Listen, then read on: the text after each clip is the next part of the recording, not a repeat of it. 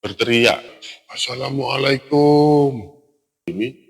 Ya nggak tahu Pak, saya baru pertama kali dan kita mengikuti jalur, tapi nggak tahu kita mengarah ke sini. Mendadak teman saya Rani ini berhenti di satu titik, seperti terkejut. Tiba-tiba seorang dari peserta diket berlari ke arah tenda.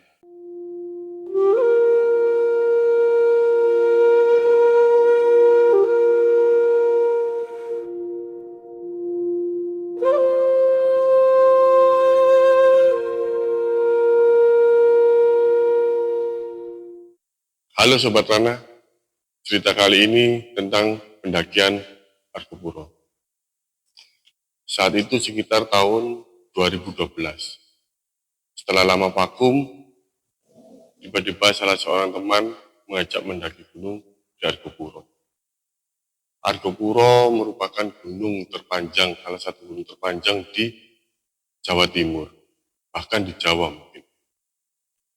Dia menghubungi saya untuk melakukan pendakian di Argopuro bersama teman-teman Jember yang lagi melakukan diklat. Jadi saya pikir, oke lah, sudah banyak teman yang ada di sana. Singkat cerita, kita berangkat ke Jember bersama teman-teman diklat dengan teman saya yang tadi menghubungi namanya Rani. Saya berangkat bareng Rani ke Jember menggunakan bus, lalu turun di salah satu universitas di Jember, di mana tempat Mapala itu berada. Di kita berkumpul di sana. Besoknya kita nginep di sana, paginya kita berangkat ke Besuki. Saat itu kita berangkat lewat jalur Baderan. Di sana kita mengurus perizinan Semaksi, kita ikut gabung dengan kelompok diklat tadi, salah satu Mapala di Jember. Kita ikut nama mereka, tapi saat pendakian kita berbeda kelompok, bersama tapi berbeda kelompok. Di pos perizinan ketemu dengan Pak Sus. Pak Sus cerita banyak tentang Argopuro ini, tentang jalurnya, tentang Argopuro yang jarang didaki. Dan saat itu memang sudah lama tidak didaki karena emang lagi cuaca buruk, jadi sekitar 3 bulan. Singkat cerita kita selesai mengurus perizinan, kita lanjut pendakian Gunung Argopuro. Kita masuk pintu rimba, kita berjalan, sebelumnya kita berdoa dulu, lalu kita berjalan dengan 2 kelompok, satu kelompok diklat, saya hanya berdua dengan teman saya. Sesampainya di pos 1, kita beristirahat, ngopi, makan cemilan, lalu lanjut ke Mata Air 2. Di Mata Air 2, kita mendirikan tenda di sana, kita menginap di sana, karena emang pendakian pertama setelah lama tidak mendaki, fisik tidak terlalu mumpuni. Kita beristirahat di sana, mendirikan tenda, setelah mendirikan tenda, kita mencari atau mengambil air, di dekat sana ada sumber air, karena emang tempatnya namanya Mata Air. Saat itu, sekitar jam 3 atau jam 5 sore lah, menjelang maghrib, kita berdua setelah mendirikan tenda mengambil air di sumber mata air. Jaraknya lumayan cukup jauh, sekitar 15 menit perjalanan. Mungkin berangkat sampai pulang itu setengah jam lah. Saat kita mengambil air, setelah mengambil air balik ke tenda, mendadak teman saya Rani ini berhenti di satu titik, seperti terkejut. Saya menegur, ada apa Rani? Enggak ada apa-apa. Saya sedikit curiga, cuman mungkin ada apa, sudahlah saya tidak terlalu menghiraukan.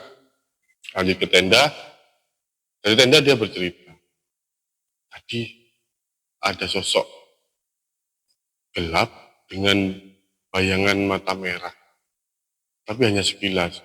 Jawabku, itu mungkin kunang-kunang. Ya mungkin ya, nah, kita selesai di sana, kita lanjut, kita beristirahat.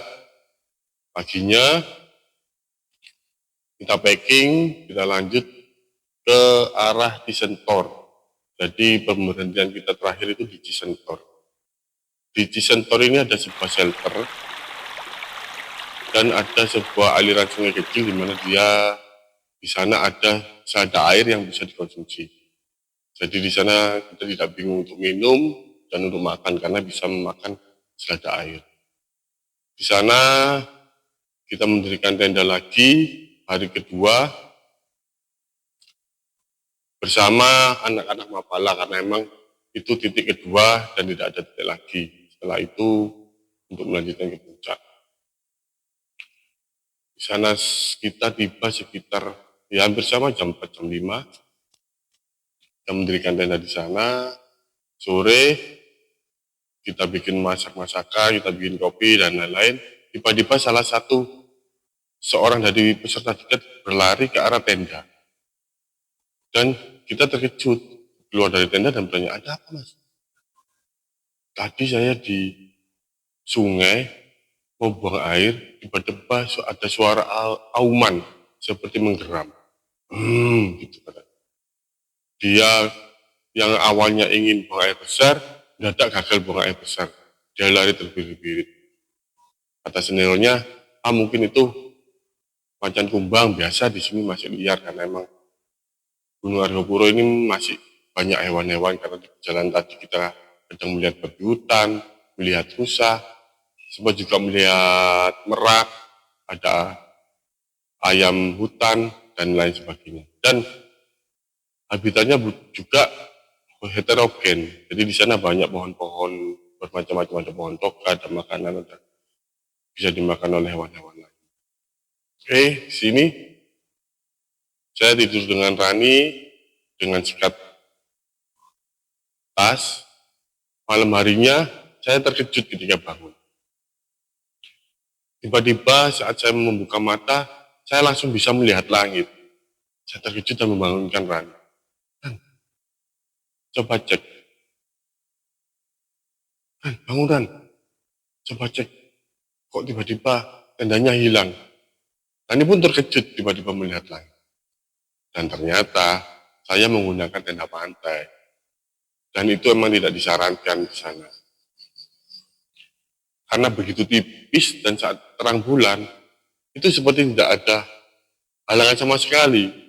Nah, dan saat itu kita berdua langsung berdiri dan nyangkut di tenda. Itu buat pelajaran kita. Kalau kita harus prepare tentang tenda dan lain-lain. Maklum, karena saya sudah lama tidak mendaki dan alat-alat atas. Oke, akhirnya kita tidur lagi, ngobrol-ngobrol sejenak, kita tidur lagi. Paginya, kita memang berencana muncak bersama dengan teman-teman Mapala. Karena tenda sudah taruh situ, dan di situ tempat, kalau tidak salah tempat percabangan antara Beremi dan Baderan. Kita start puncak bareng-bareng, kita sempat nyasar, kita beda jalur dengan mereka. Untungnya ada yang mengingatkan, mas, jalurnya salah. Akhirnya kita putar balik dan mengikuti arah mereka. Kita menuju ke puncak Rengganis. Sebelumnya Pak Sis sudah berbicara dengan kita, kalau di puncak Rengganis jangan berisik, jangan melakukan hal-hal aneh.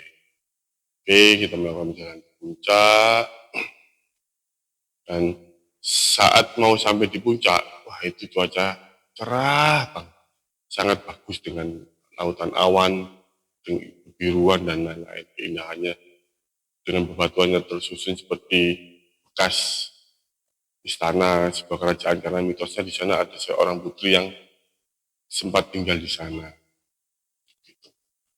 Tiba-tiba ada salah satu seorang Mapala juga berteriak, Assalamualaikum.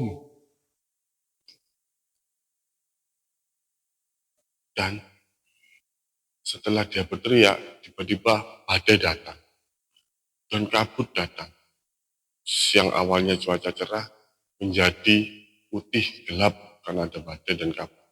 Kita semua berhenti menunduk, dan si anak Mapala yang teriak itu mendadak mengeluarkan HP ingin mendokumentasikan kejadian itu.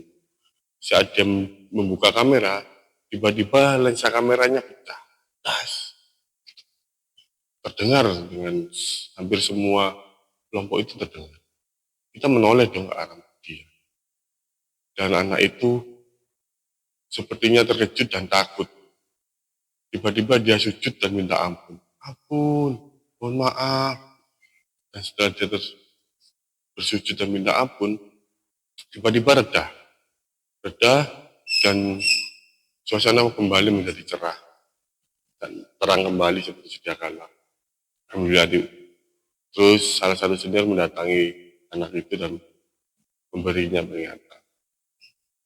Jangan diulangi lagi seperti ini. Tapi maksud kamu baik memberikan salam, tapi dengan cara yang baik pula. Oke, kita lanjut ke Rengganis. Alhamdulillah cuaca cerah, kita foto-foto, ya bareng-bareng dengan teman-teman. Apalah, lalu masak-masak, bikin kopi, ngobrol-ngobrol sedikit.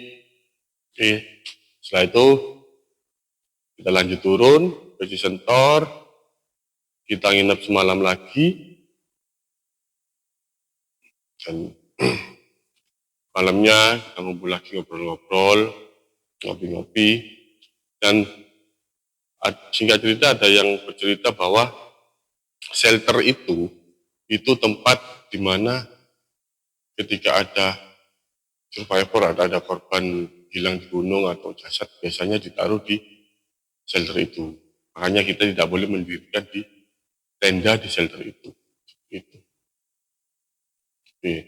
Tapi alhamdulillah di sana tidak ada gangguan apapun. Keesokan paginya kita lanjut packing, berdoa. Nah, kita lanjut turun ke jalur Bermi. Kita tidak melanjutkan ke puncak Arca atau puncak Argopuro karena memang kondisi fisik sudah lelah dan logistik sudah menipis. Saya dan Hairani turun berdua. Dan teman-teman Mapala ini lanjut ke puncak Argopuro dan puncak Arca. Jadi kita berpamitan, kita berdua turun.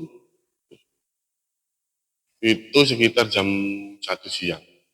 Dalam perjalanan, itu terasa sangat lama. Entah karena kita tidak paham jalur, atau memang ada sesuatu, saat kita masuk hutan lumut, itu rasanya begitu lama. Karena kita start jam 1, kita masuk hutan lumut itu sekitar jam 2, di sana sampai jam 5, itu kita belum keluar hutan lumut.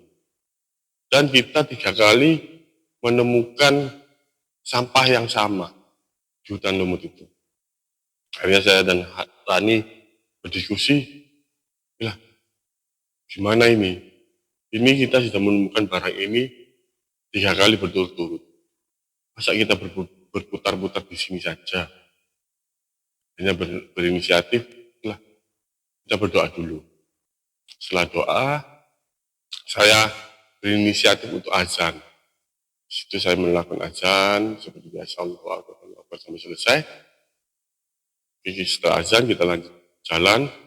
Tidak lama dari situ, cuma 5 menit, kita keluar hutan lumut dan di depan sudah ada taman hidup. Ya, entahlah apa yang terjadi, kita positif saja. Mungkin kita lupa berdoa atau melakukan sebuah kesalahan. Di taman hidup, karena sudah sore, kita langsung mendirikan tenda, masak-masak seperti biasa, bikin kopi, ngobrol-ngobrol. Pada saat itu kita memasak sarden. Saat kita memasak sarden, datang seekor hewan, entah itu seperti musang atau seperti apa, matanya merah menyala di depan tenda kita. Dia mendekati. Saya berpikir mungkin karena itu kita memasak sarden, akhirnya dia datang. Kemudian kita tidak berpikir panjang, kita mencoba membuang kaleng sarden itu agak jauh dari kita. Tapi si musang atau hewan apa ini cuma menoleh, melihat kita lagi, tidak nyamperin si kaleng itu. Kita bingung dong. Akhirnya kita tetap lanjut, tapi tetap waspada. Si Rani inisiatif mengambil garam untuk dilemparkan ke depan. Tidak lama, si hewan itu pergi ke tempat kaleng itu kita lempar. Bersyukur dong kita, alhamdulillah. Oke, kita masak di situ. Kalau kita ngobrol-ngobrol, bercanda-bercanda, lalu tidur. Tidur paginya, ya biasa kita ngopi-ngopi. Saya mandi di danau taman itu. Saya mencoba melompat dan masuk ke dalam, dan saya hampir tenggelam pada saat itu. Karena kaki saya seperti terlilit rumput tanaman yang ada di dalam danau taman itu. Untungnya cuma sebentar dan saya bisa melepaskannya. Setelah itu saya tidak berani melompat lagi. Saya hanya berada di seperti dermaga itu, hanya di situ, mandi-mandi di situ, pakai sabun dan lain-lain. Oke, setelah itu kembali ke tenda. Kembali ke tenda, kita nginep 1 hari lagi di sana. Nah, pada saat nginep ini, malamnya itu banyak suara-suara yang kita dengar. Saya mendengar suara auman, terus ada suara gerusak-gerusuk. Saya sih berpikir mungkin hewan itu. Tapi si Hairani mendengar seperti suara seorang wanita yang sedang bernyanyi. Hairani tidak bisa tidur. Dan saya pun juga bisa tidur.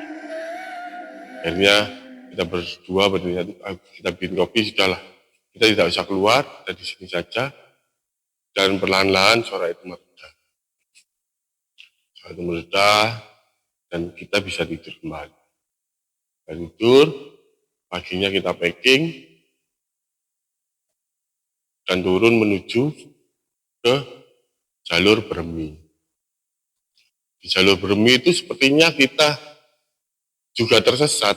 Entah kita masuk ke sebuah kebun kopi, saya juga pertama kali di sana. Di situ itu setelah kebun kopi, kita masuk sebuah desa yang sangat sunyi. Jadi di sana tidak ada penduduk, rumah juga jarang-jarang. Tapi setelah melewati itu, di depan itu ada sebuah pasar kecil, tapi juga tidak ada orang. Tapi di sana ada bus sepertiga yang sedang standby dan satu tukang bakso. Kita makan bakso,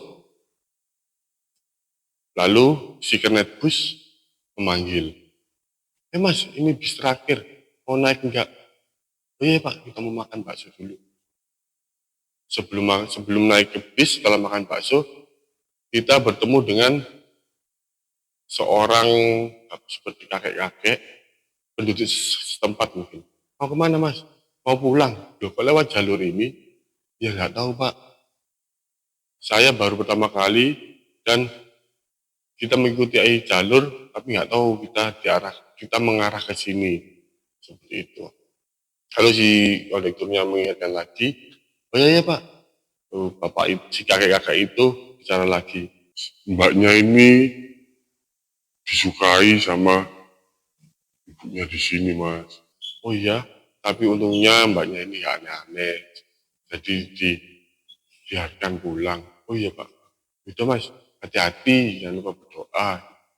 Hanya kita naik bis, alhamdulillahnya kita aman sampai perjalanan menuju ke Jember. Ya, singkat cerita seperti itulah kita. Cerita hanyalah cerita. Setiap cerita selalu ada hikmah sesuai ranahnya masing-masing.